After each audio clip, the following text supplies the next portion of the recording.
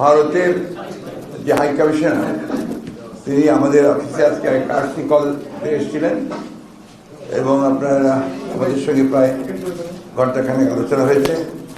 ভারত বাংলাদেশের মধ্যে যে আপনার সম্পর্ক, সেই সম্পর্ককে আরও কীভাবে গভীর করা যায়, দৃঢ় করা যায়, সে বিষয়ে আলোচনা হয়েছে। আমাদের যে সমস্যাগুলো রয়েছে ভারতের সঙ্গে বাংলাদেশের, আমরা সেই বিষয়গুলো তুলে ধরেছি।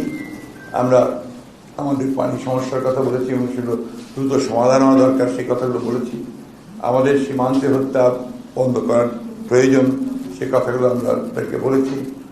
সেই সঙ্গে আমাদের যে আপনার সিকিউরিটি যে বিষয়টা আছে বোথ দ্য কান্ট্রিজ, সেটা নিয়ে আমরা কথা বলেছি।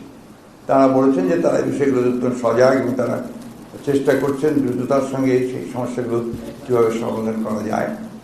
তাদের যেটা মূল বক্তব্য সেটা হচ্ছে যে বাংলাদেশের সঙ্গে তারা সম্পর্ক আরও দৃঢ় করতে চান।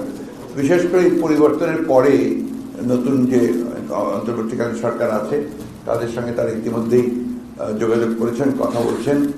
আমাদের সঙ্গে BNP as a political party, আমাদের সঙ্গেও তারা তাদের দেশের রাজনৈতিক দলগুলোর যে সম্পর্ক সেটাকে দৃঢ় করতে চান, এই অবস্থা তারা তৈরি করছেন।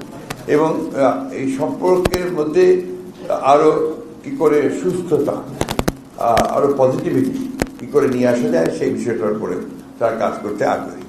ধন্যবাদ। No question please, no question, no question. আজকে একেবারে কোনো কোশ্চেনই নেই। Thank you. কালকে অনেক কিছু কথা বলতে হবে, জোর করলে হবে না।